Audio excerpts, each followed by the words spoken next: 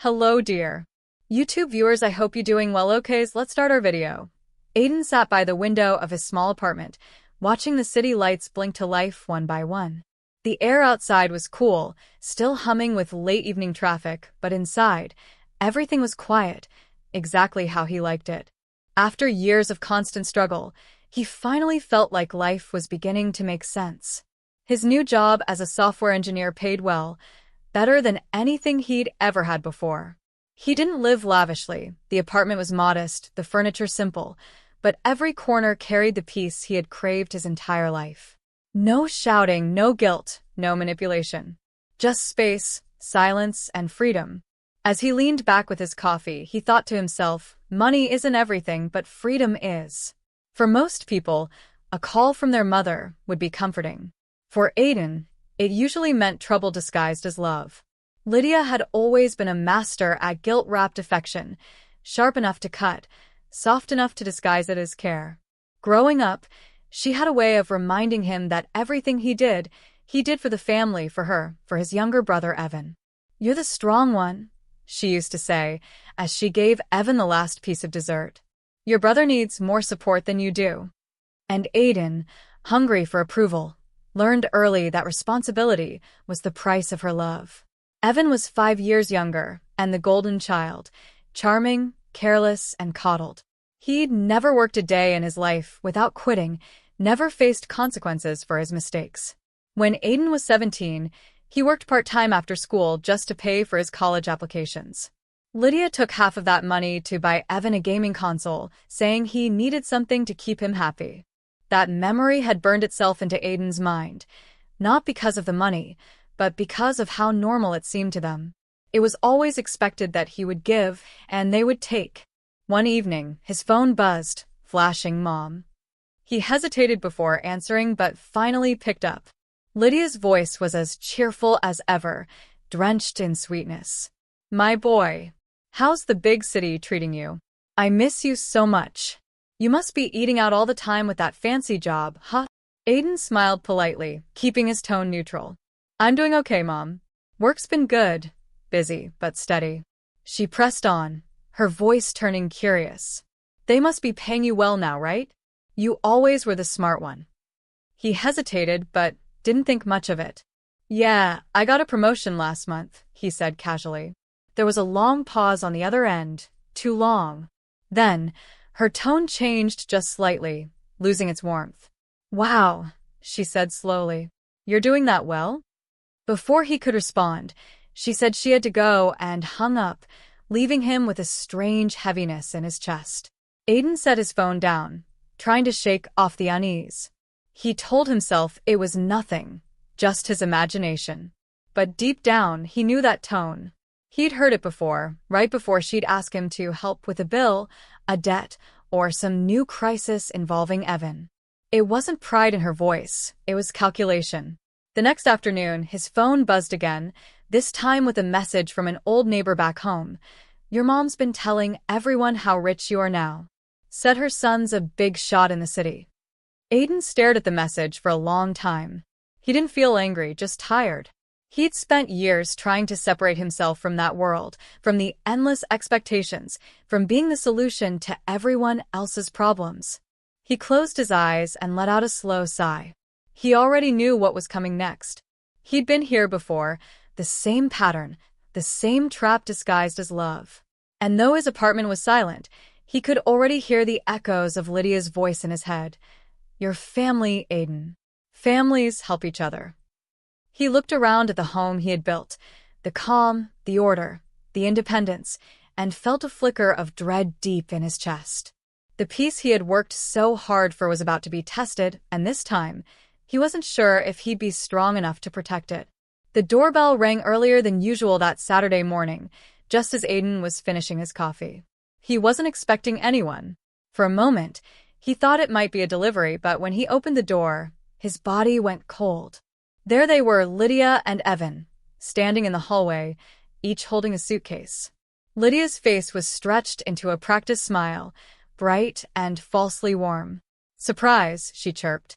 "We thought we'd visit for a few days. Isn't that wonderful?" Evan gave a lazy wave. earbuds dangling from his neck, eyes already scanning the apartment behind Aiden. Aiden froze for a moment, his hand still on the door. The smell of his morning calm, fresh coffee and clean air, seemed to vanish. "Mom?" "Evan," he managed, forcing a small smile. "I wish you'd called first." "Oh, nonsense," Lydia said, brushing past him as if she owned the place. "What's family for? You've been so busy lately, we thought we'd surprise you. Besides," she added, setting her purse down, "we didn't want to be a bother." Evan rolled his suitcase inside without a word, collapsed onto the couch, and grabbed the TV remote. Aiden shut the door slowly, a weight pressing down on his chest. The air already felt different, heavier, crowded. His once silent home now echoed with their presence. Within minutes, Evan had his shoes kicked off, his bag open on the floor, and a video game blaring through the speakers. "You got any snacks?" he called lazily. "Or like, soda or something?" Aiden bit his tongue. Lydia, meanwhile, had begun wandering through his apartment, touching everything, moving a vase, straightening a frame, wrinkling her nose at the plain, white curtains. "You should have asked me for help decorating," she said. "This place has no warmth. It feels empty." "It feels fine to me," Aiden said, trying to keep his voice calm. She looked over her shoulder, smiling thinly. "Of course it does. You've always liked things a little too quiet." Then, turning back to the living room, she added softly, "But that's what family is for, to bring life into your home." Aiden caught the undertone. It wasn't about helping him, it was a reminder. We belong here.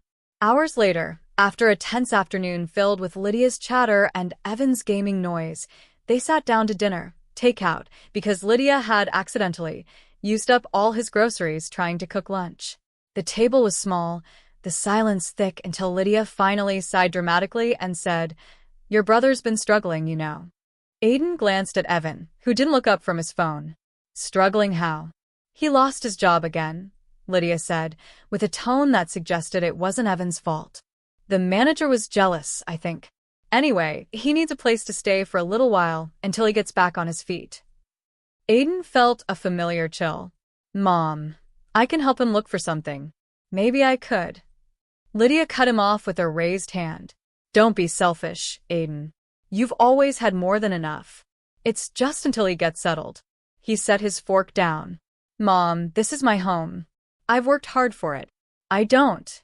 You owe us," she snapped, the sweetness vanishing from her tone. "After everything I've done for you, all the sacrifices I made raising you alone after your father left, and now you can't even open your home to your own family?" The room went silent except for the faint sound of Evan's game music. Lydia's eyes glistened, though Aiden couldn't tell if they were tears or a performance. "Do you think your success just happened by itself?" she continued. "Who pushed you to go to college? Who made sure you had clothes for those fancy interviews? You wouldn't be here without me." Aiden wanted to remind her that he'd worked 2 jobs through college, that most of his clothes had come from thrift stores, that she'd spent more on Evan's hobbies than on his future. But what was the point? Lydia wasn't looking for truth. She wanted compliance. Evan smirked slightly, glancing at Aiden with a look that said, "I've heard this all before." He knew how this would go. He always did. Their mother would guilt Aiden, and Aiden would give in. But this time, something in Aiden shifted. He felt the tension building inside him like pressure behind glass. His jaw tightened. "You can stay tonight," he said finally, his voice even but firm. "But this isn't a long-term plan." Lydia's fork froze midair. The smile on her face faltered, replaced by quiet disbelief. Evan paused his game, looking up in surprise. Lydia's tone turned cold. "Aiden, I didn't realize kindness had an expiration date." He met her gaze, unflinching. "It doesn't, but boundaries do." The silence that followed was heavy and sharp.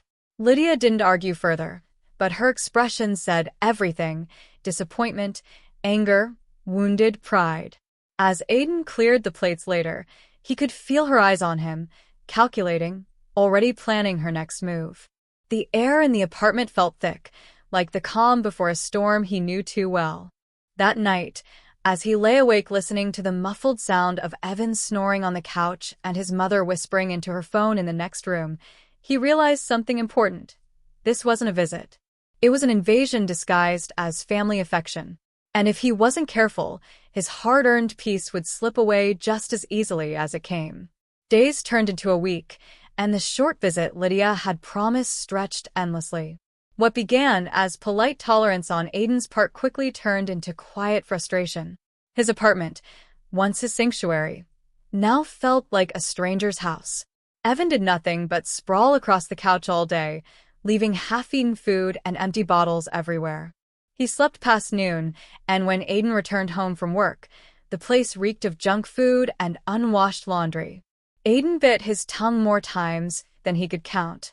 The first time Evan ordered pay-per-view games on his Netflix account, Aiden canceled the charges silently. The second time, he locked the account. Evan simply created another under Aiden's name and shrugged when confronted. "You've got plenty of money, dude. Chill out." Meanwhile, Lydia had made herself at home, in every possible way. She took over the kitchen, rearranging everything she thought was wrong. His neatly organized shelves were now cluttered with her spices, her plates, and stacks of unnecessary groceries. She even invited a couple of women from the building over for tea, proudly introducing herself as the woman who raised this successful young man. Aiden came home that day to find strangers sipping from his mugs and Lydia basking in the praise.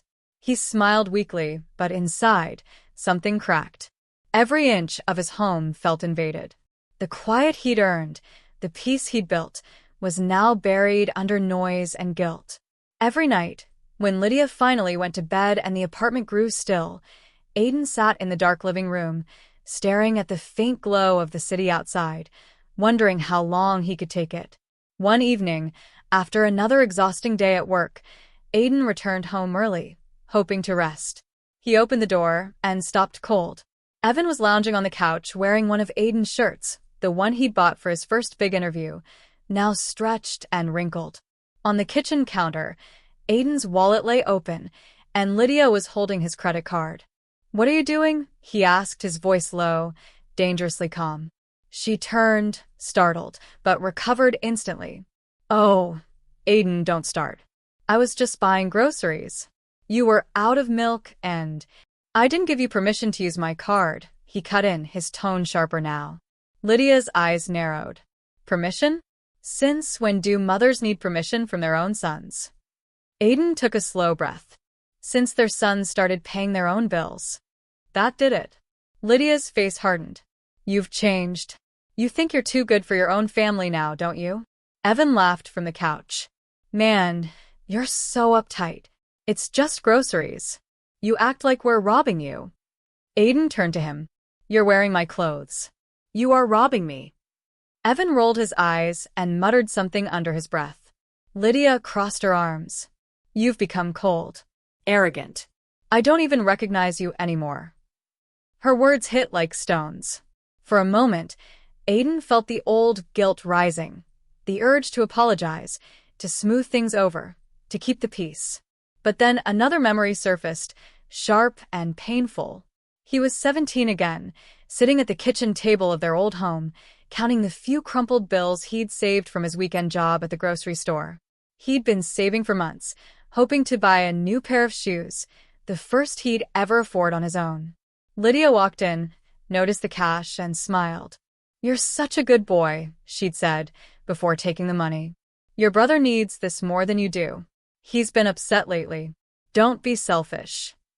He'd watched her hand the money to Evan later that day, who'd used it to buy a video game. Lydia had patted Aiden's shoulder and said, "You're the strong one. You'll understand." That was the day he'd first learned that love, in his house, meant sacrifice, and his sacrifices were never enough. Back in the present, Aiden stared at his mother and brother, both so familiar, yet suddenly strangers. "I worked for this life," he said, voice trembling with years of swallowed words. "No one handed it to me." Lydia shot back instantly. "And who raised you? Who gave you everything you have?" He laughed bitterly. "You gave Evan everything. I raised myself." The silence that followed was deafening. Lydia's expression shifted from anger to shock, then to wounded pride. "You're heartless," she whispered. "After all I've done for you." Aiden felt something inside him snap. He stood tall, his voice steady. "You have 2 days to leave. Both of you." Lydia's mouth fell open. "You can't mean that." "I do." She stared at him, trembling with rage and disbelief. Fine. "You'll regret treating your family like this," she hissed, grabbing her phone and storming into the bedroom. A few seconds later, Aiden heard her loud, tearful voice over the call. "He threw us out. After everything I did for him." Evan glared, stuffing his belongings half-heartedly into his bag. "You're gonna feel real stupid when she gets sick from the stress you caused," he muttered. "You'll regret this." Aiden didn't reply. He just stood there in the doorway, watching as the two people he'd loved most twisted his peace into chaos. He wasn't angry anymore, just tired. When the bedroom door slammed shut and silence finally returned, Aiden sat down, pressing his palms to his face. His heart pounded, but for the first time, beneath the guilt and the pain, he felt something else, a fragile, unfamiliar sense of relief. He had drawn a line, and this time, he wasn't going to cross it again. The silence that followed their departure was almost deafening. For the first few days, Aiden didn't know what to do with it. He would wake up expecting to hear Lydia's voice criticizing something, or Evan's loud gaming echoing through the living room. Instead, there was nothing but quiet, the kind that felt peaceful, yet strangely hollow. The apartment looked like itself again, but somehow emptier. By the third day, his phone began lighting up. First came a message from his aunt. "You really kicked your own mother out? After all she did for you." Then another from a cousin. "Wow, money really changed you, huh?" One by one, the messages kept coming, each a small jab, each laced with judgment. Some were passive-aggressive, others outright cruel. Aiden didn't respond to any of them. Then came the Facebook post. Lydia had always loved an audience, and now she had one. Aiden didn't even need to see it directly. His coworker sent him a screenshot. Raised a son who forgot his family once he made money. Heartbreaking what success can do to someone's soul. Below the post were dozens of comments. Sympathy, outrage, validation.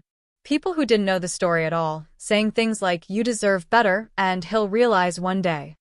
Aiden stared at the screen for a long time, feeling a strange mix of anger and sadness twist in his stomach. He wasn't surprised. This was exactly what Lydia did. She'd always been able to rewrite the story, so she came out the hero. Still, seeing it play out publicly stung more than he wanted to admit. That night, he sat on his couch, phone face down, the city lights flickering through his window. He told himself he did the right thing. He knew he did. But guilt had a way of whispering louder than truth. Maybe I went too far, he thought. Maybe I could have handled it differently. The next day at work, his coworker Maya noticed the exhaustion in his eyes. During lunch, she asked gently, "Rough week?" He hesitated, then nodded. "Family stuff," he said quietly. "Want to talk about it?" And he did. For the first time, he laid it all out, the manipulation, the guilt, the constant pressure to give more, to be more. Maya didn't interrupt, didn't offer empty comfort. She just listened. When he finally finished, she said simply, "Aiden, boundaries aren't cruelty, they're clarity." He looked up, unsure if he'd heard right. She smiled faintly. "You're not supposed to destroy yourself to prove you love someone. Sometimes love means saying no, even when it hurts."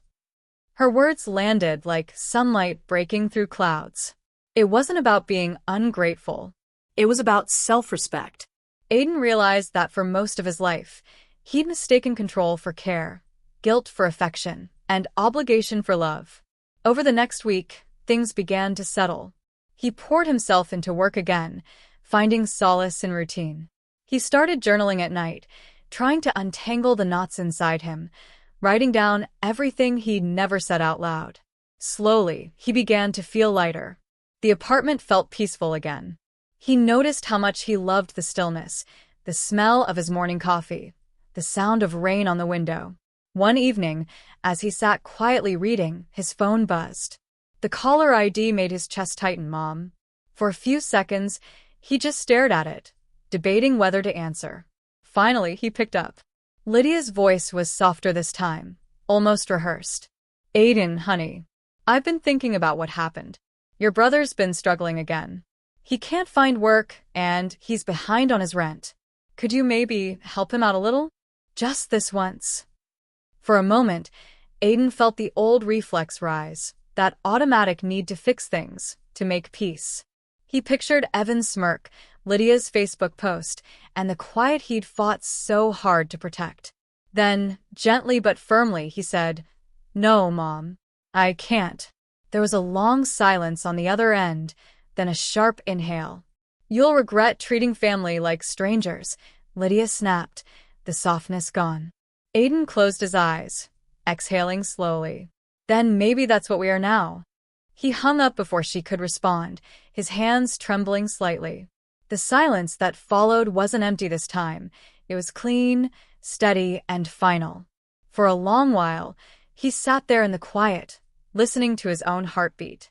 The guilt was still there, faint and familiar, but it no longer controlled him.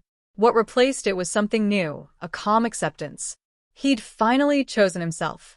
As he looked around his apartment, the soft light, the quiet air, the stillness that now belonged to him again, Aiden realized that peace doesn't always come from harmony. Sometimes it comes from standing alone and refusing to be pulled back into chaos. He wasn't heartless. He wasn't cruel. He was free. Months had passed since that last phone call. Aiden's life had quietly rebuilt itself, not in grand, dramatic ways, but in small, steady steps. He woke up early, went for morning runs, cooked for himself, and filled his evenings with peace instead of tension. His apartment felt like home again, not a battleground. Work had become smoother, his focus clearer. Even his friends noticed the change, the calm in his voice, the way he smiled without heaviness behind it. Lydia and Evan had moved in with a distant relative in another town. Occasionally, Aiden heard bits and pieces through family gossip. Evan still hadn't held down a job for long. Lydia still found someone else to blame for it. But this time, Aiden didn't feel the familiar pull of responsibility. The guilt that once haunted him had faded into something softer, understanding, not obligation. Every now and then, a relative would message him again, trying the same old script.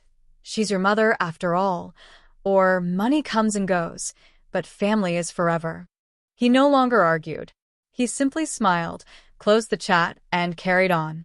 Their words no longer pierced him. They just passed through, leaving no wound behind. One evening, as he sat journaling, Aiden found himself writing something he'd never said out loud. "I used to think love meant giving everything. Now I know it also means knowing when to stop." He looked at those words for a long time, realizing how true they were. It wasn't that he stopped loving his family, he just stopped sacrificing himself to prove it. A few weeks later, he took a quiet weekend trip to his old hometown. It had been years since he'd been back. The streets felt smaller, the stores older, but the memories came flooding in. The laughter, the shouting, the quiet ache of always being second to his brother. When he reached the old house, he stood on the sidewalk, looking at the faded paint and the sagging porch. For a moment, he imagined his younger self sitting on those steps, dreaming of escape. He whispered softly, almost to himself, "I forgive you, but I'm done being your lifeline." The wind carried his words away, and something heavy inside him lifted. It wasn't anger anymore, it was release. Before leaving, Aiden slipped a small envelope through the door slot. Inside was a modest sum of money and a handwritten note. For emergencies only. Not for comfort. It wasn't guilt that made him do it, it was closure. A final act of care, without surrender. A way of saying, "I still wish you well, but I won't be your savior anymore." As he drove back toward the city, the sun was setting, painting the sky in soft amber light. He rolled down the window, letting the cool air rush in. For the first time in years, he felt completely at peace. No lingering guilt, no resentment, just clarity. Later that night, back home, He sat by the window with a cup of tea and thought about everything he'd been through. If someone had told him years ago that walking away would feel this peaceful, he wouldn't have believed them. But now he knew, sometimes survival looks like distance. His reflection played softly in his mind, the kind that would fit perfectly in a YouTube narration. Sometimes, family takes until there's nothing left to give. But walking away isn't betrayal, it's survival. He paused, smiling faintly. I didn't stop loving them. I just started loving myself, too. The night was calm. Outside, the city glowed with quiet life, but inside his heart, there was something even brighter, a steady, unshakable peace. Aiden had learned that healing doesn't always mean reconciliation. Sometimes it simply means choosing yourself and meaning it. And for the first time, that was enough. Thanks for watching. For more videos, please subscribe. Our channel, Awesome Visual Story.